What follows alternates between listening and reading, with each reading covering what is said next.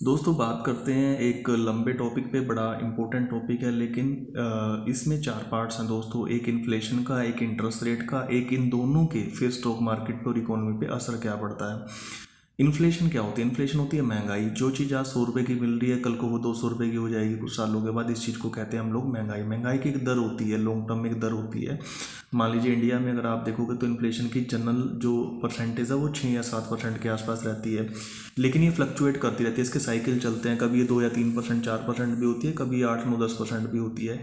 महंगाई के हिसाब से दोस्तों बैंकों को एफडी पे ब्याज देना पड़ता है, इंटरेस्ट रेट उस हिसाब से रखनी पड़ती है, क्योंकि लोगों को तो रिटर्न चाहिए। लोग कहेंगे भैया महंगाई ही 5% है, तो हमारे को इससे तो थोड़ा सा एफडी पे ब्याज ज़्यादा दो ना।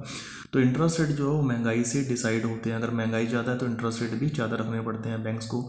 और अगर मान लीजिए बैंक एफडी पे ही 6% रिटर्न दे रहा है, 7% दे रहा है, 8% दे रहा है, तो आगे को लोन किस हिसाब से देगा? और ज़्यादा महंगा देगा। तो इन्फ्लेशन का और इंटरेस्ट रेट का ये वाला लिंक होता है। जितनी इन्फ्लेशन ज़्यादा होगी उतना ही इंटरेस्ट रेट ज़्यादा करना पड़ेगा। अब इंटरेस्ट रेट ज़्यादा होने से इकोनॉमी पे क्या फ़र्क पड़ता है, सरकार पे क्या फ़र्क पड़ता है, कॉर्पोरेट्स पे क्या फ़र्क पड़ता है, इंडिविजुअल्स पे क्या फ़र्क पड़ता है, स्टॉक मार्केट पे क्या फ़र्क पड़ता है, वो देखना पड़ेगा। अब देखो, सबने उधार ले रखा है, सरकार ने उधार ले रखा है, तो अगर इंटरेस्ट रेट बढ़ेंगे तो सरकार का ब्याज में जो जाने वाला पैसा है, जो खर्चा है, वो बढ़ जाएगा। कॉर्पोरेट्स ने उधार ले रखा है। क्यों ले रखा है? क्योंकि कॉर्पोरेट्स को ग्रो करना, उनको एक्सपेंड करना, उनको नए प्लांट्स लगाने हैं। अगर उनको लगता है भी डिमांड है हमारे प्रोडक्ट के लिए, तो वो और ज़्यादा उस प्रोडक्ट को क्रिएट करने के लिए खर्चा करेंगे, इन्वेस्टमेंट करेंगे। वो उधार ले रखा होता है उन्होंने, बैंकों से उधार ले रखा होता है। अगर इंटरेस्ट रेट बढ़ते हैं तो उनका ब्याज वाला खर्चा कॉर्पोरेट्स का बढ़ जाता है, उनकी जेब में कम पैसा बचता है, उनका नेट प्रॉफिट जो होता है वो कम बचता है। ये कॉर्पोरेट्स को नुकसान होता है, सरकार को भी नुकसान होता है, उनके पास भी कम पैसा बचता है। जो इंडिविजुअल्स होते हैं हमारे जैसे, जो गाड़ी का लोन लेते हैं, घर का लोन लेते हैं, हमारे लिए भी, हमारी भी जेब में कम पैसा बचता है, क्योंकि सारा पैसा तो ब्याज देने में ही निकल गया। लोन उतना ही है, लेकिन ब्याज की दरें बढ़ गई हैं, तो ब्याज में जाने वाला पैसा बढ़ जाता है हमारा, तो हमारी जेब में भी कम पैसा बचेगा। अब लोगों के पास पैसा ही नहीं है, तो भैया ना प्रोडक्शन के लिए पैसा सरकार के पास, कॉर्पोरेट्स के पास, ना ही कंजप्शन के लिए पैसा है। रिटेलर्स के पास, आम जो इंडिविजुअल होता है उसके पास कंजप्शन के लिए पैसा नहीं है। तो प्रोडक्शन कंजप्शन दोनों कम हो जाते हैं, इकोनॉमी स्लो हो जाती है। ये तो है जीडीपी पे असर। जीडीपी ग्रोथ रेट मान लीजिए 6% है, इन्फ्लेशन के बढ़ने से हो सकता है 4 पे रह जाए, 3 पे रह जाए। यूएस में तो आज के टाइम पर रिसेशन की भी बातें हो रही। रिसेशन का मतलब होता है कि आपकी जो ग्रोथ रेट है वो नेगेटिव में चली जाए, आपकी इकोनॉमी जो है वो श्रिंक कर जाए, आपकी जो जीडीपी है वो पहले से भी कम हो जाए। यूएस में तो ऐसी बातें चल रही हैं, होगा कि नहीं होगा वो तो टाइम ही बताएगा। अच्छा, दूसरा स्टॉक मार्केट पे, ये तो जीडीपी पे हमने असर बताया, हमने बताया कि इकोनॉमी पे क्या असर है, सरकार पे, कॉर्पोरेट्स पर, इंडिविजुअल्स पे। लेकिन स्टॉक मार्केट पे क्या असर पड़ता है? देखो, स्टॉक मार्केट तो बनी ही कॉर्पोरेट से है, जो कंपनियां होती हैं वो लिस्ट करती हैं, तो कॉर्पोरेट्स पे जो असर होता है वही स्टॉक मार्केट पे होगा। कॉर्पोरेट्स की क्योंकि अर्निंग कम होगी है, तो स्टॉक मार्केट का एक्चुअल प्राइस जो होना चाहिए वो कम हो जाता है, तो स्टॉक मार्केट सस्ती होने लग जाती है, प्राइस गिरने लग जाते हैं, मार्केट नीचे जाती है।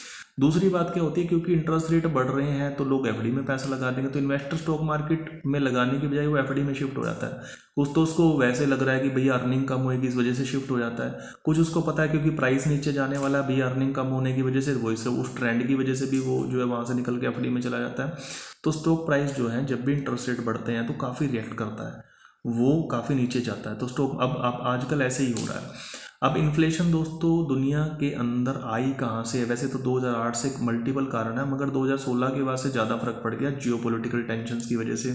अमेरिका वालों को ये लगने लगा कि भैया चीन हमसे बहुत आगे निकल गया, उन्होंने ट्रेड वॉर शुरू कर दिया, उन्होंने चीन से आने वाले सस्ते सामान पे उन्होंने टैक्स लगाने शुरू कर दिए। अब वो जो सामान है वो सस्ता नहीं रहा, वो महंगा हो गया, तो यूएस के अंदर अपने आप वहाँ से महंगाई आनी शुरू हो गई। फिर कोविड आ गया, फिर लॉकडाउन हो गया, उससे लॉकडाउन में क्या हो गया, डिसरप्शन हो गया सप्लाई चेन का। भैया ट्रक नहीं चल रहे, गाड़ी नहीं चल रही, सामान का आना जाना नहीं है, प्रोडक्शन हो नहीं रहा, पूरी की पूरी सप्लाई चेन खराब हो गई है, तो महंगाई तो अपने आप होनी है। डिमांड तो लोगों को रोटी तो खानी है, लोगों की ज़रूरतें वहीं की वहीं हैं, लेकिन सप्लाई चेन डिसरप्ट हो चुकी है। फिर 2022 में क्या हुआ, फरवरी में रूस ने यूक्रेन पे अटैक कर दिया, तो भैया ये अमेरिका वाले कहने लगे, यूरोप वाले कहने लगे भाई हम तो रूस से तेल नहीं लेंगे, कच्चा तेल जो होता है, पेट्रोलियम ऑयल होता है, ऑयल जो होता है हमारा, और गैस नहीं लेंगे, नेचुरल गैस नहीं लेंगे, तो उनसे नहीं लेंगे तो भैया दुनिया में कमी होगी।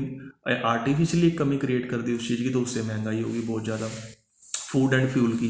पहले कमोडिटी की महंगाई हुई, फूड एंड फ्यूल की हो गई, तो उससे उससे पहले मैन्युफैक्चर्ड गुड्स की थी, तो हर चीज़ की महंगाई हो गई। तो अमेरिका ने इतनी महंगाई फेस करी, यूरोप ने भी इतनी महंगाई फेस करी जो उन्होंने पिछले 40 सालों में फेस नहीं करी थी। इतनी महंगाई, जब इतनी महंगाई उन्होंने फेस करी तो उनके जितने भी सेंट्रल बैंक्स थे वो ब्याज दरें बढ़ाने के लिए मजबूर हो गए। यूएस में फेड है, चाहे इंग्लैंड का सेंट्रल बैंक हो, चाहे वो किसी भी कंट्री का सेंट्रल बैंक हो, वो महंगाई को टैकल करने के लिए उनको अल्टीमेटली, अब कस्टमर है ना जो बैंक का डिपॉजिटर है वो ज़्यादा ब्याज मांगता है, वो कहता है महंगाई भैया 8% है, मेरे को 9% पे दे, जो एफडी के रेट है, तो बैंकों को वो रेट बढ़ाने पड़े। तो अब वो चल रहा है, अब उसके चलने की वजह से वो सब मैंने आपको बता ही दिया, क्योंकि इंटरेस्ट रेट बढ़ रहे हैं तो उससे कॉरपोरेट्स की हेल्थ पे असर पड़ रहा है, उनका सारा पैसा ब्याज में जा रहा है, सरकार का ब्याज में जा रहा है, कंज्यूमर में का ब्याज में जा रहा है। जीडीपी ग्रोथ रेट यूएस में तो नेगेटिव होने के कगार पे आ गई है। इंडिया की जीडीपी पे भी असर पड़ेगा, वर्ल्ड की जीडीपी पे भी असर पड़ेगा। तो ग्रोथ रेट्स पे फ़र्क पड़ता है जब इंटरेस्ट रेट बढ़ते हैं, शेयर मार्केट काफ़ी नीचे जाती है। तो ये सारा का सारा मैंने आपको बता दिया। लेकिन नेक्स्ट क्या होगा, आगे क्या होगा, क्या ये ऐसे ही चलता रहेगा? नहीं, ऐसा बिल्कुल भी नहीं है। हर चीज़ साइक्लिकल होती है। जैसे ही लोगों की जेब में पैसा आना, सारा पैसा ब्याज में जा रहा, पब्लिक की जेब में पैसा नहीं है, तो डिमांड अपने आप क्रश हो जाएगी, डिमांड क्रश हो जाएगी तो महंगाई अपने आप ख़त्म हो जाएगी धीरे धीरे करके। एक तो इस वजह से कम हो जाएगी क्योंकि आपने इंटरेस्ट रेट इतने बढ़ा दिए कि अब पब्लिक के पास पैसा ही नहीं बचा, ना सरकारों पे, ना कॉरपोरेट्स पे, और ना ही इंडिविजुअल्स पे। तो वो खरीदेंगे कहाँ? उनकी जो खरीदने की क्षमता, जो परचेजिंग पावर है वही खत्म होगी, तो डिमांड ही नहीं, तो भैया महंगाई भी अपने आप डाउन चली जाएगी। तो ये रीज़न है, सिंपल सा रीज़न है। दूसरा है, कहीं ना कहीं कंट्रीज़ के बीच में जो जियोपॉलिटिकल टेंशन है वो भी एक जैसी नहीं रहती। अब यूएस ने देख लिया है कि चाइना के साथ ट्रेड वार करने के बाद उनको ज़्यादा फायदा नहीं हुआ इकोनॉमिकली, तो भैया लॉस ही होता है, आप कितने बड़ी दुनिया के चौधरी बन जाओ। पर सच तो सबको पता है कि चाइना आज अमेरिका के साथ बराबर आकर के बैठ गया है। अब ऐसी स्थिति में क्या है, यूएस को ये मानना पड़ेगा भैया चाइना की जो कॉम्पिटेंस है, जो वो सस्ता मैन्युफैक्चर्ड प्रोडक्ट बना रहा है, इतनी उसने वर्ल्ड फैक्ट्री बन चुका है, उसको एक्सेप्ट कर लेना पड़ेगा कि भैया ठीक है, आने दे माल, सस्ता माल आने दे।